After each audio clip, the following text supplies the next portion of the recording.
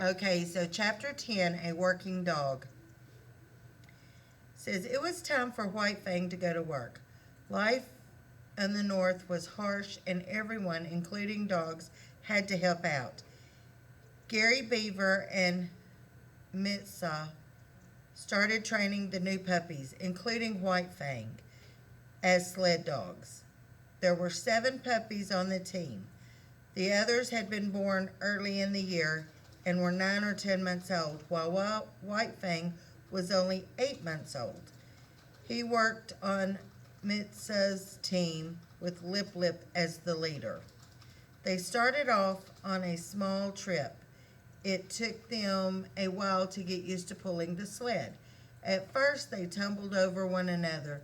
The reins tangled around their legs and the straps slipped off their chest. Mitsa had to stop the team several times to pull one of them out of a knot. The boy was afraid the dogs might choke. Lip Lip sometimes ran back toward the boy rather than straight ahead, almost running over the other dogs.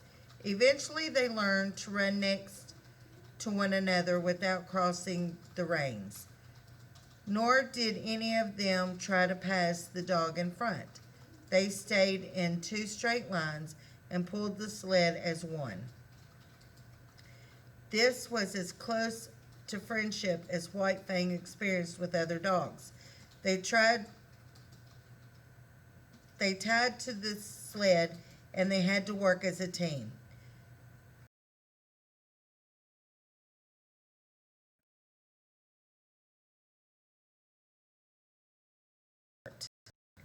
White Fang enjoyed the work. He liked running through the snow, pulling against the leather straps across his chest. It was tiring and very hard work, but he had the energy for it. Also, he knew that it pleased his master when he performed well. It made White Fang proud to know that Gary Beavers was pleased. White Fang took all his jobs seriously. He was also very dedicated when it came to guarding his master's possessions. No one would risk coming near Gary Beaver's tent or touching something that belonged to him. White Fang always seemed to be there. A deep, low growl met everyone who wandered in. One afternoon, White Fang returned to the tent to see a strange man near the door flap. The wolf trotted around the other side of the tent and surprised the man from behind. White Fang walked toward the stranger growling. The fur on his back was standing up and his scruff was raised. Wait, the man said. He looked back with his hands raised at the wolf. Gary Beaver sent me. White Fang didn't understand the words the man spoke. He could smell his fear. Though he knew it was a strange man was terrified, the wolf kept walking. White Fang, the man stuttered, I'm picking up some tools. The man didn't see the rock behind him. He tripped and fell on his back. White Fang leaped toward him and took hold of the man's pants leg. The man started to scream, White Fang, down! It was Gary Beavers. He had returned to the tent just in time. He reached out to the man and helped him up. The wolf went back to stand by the tent. Surely his master would be angry that he had attacked a friend, but Gary Beaver started to laugh. Oh, Salmon Tongue, he said, I see you couldn't get past my wolf. The man brushed himself off. He was embarrassed and angry. You sent me back here knowing White Fang would bite, didn't you? Gary Beaver shrugged. Who's to say? White Fang's a good guard dog. You never know what he'll do. Other men had joined them. They all listened with interest as Gary Beaver and Salmon Tongue argued. You knew what he would do. Maybe next time you should think twice about bragging. Your sled might be bigger and you might have more dogs, Gary Beaver said, but you won't have White Fang.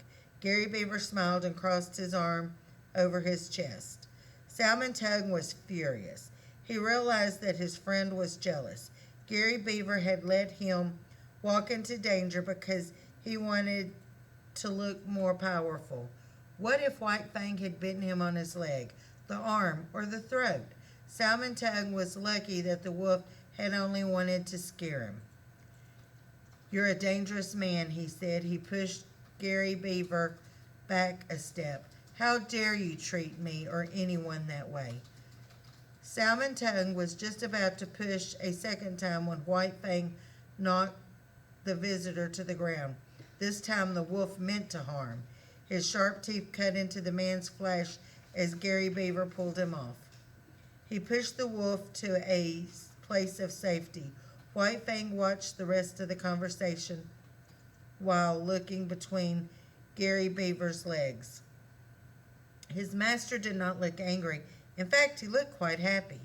"This is something everyone should think about," Gary Beaver told all the men. "No one gets past me or my wolf." The other men started to walk away.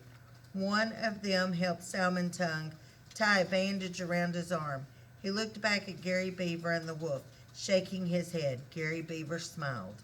But White Fang was not happy. The world as he saw it was fierce and brutal. A world without warmth. A world without caress and affection. Gary Beaver liked that the wolf kept his distance from others, that he was hard and mean.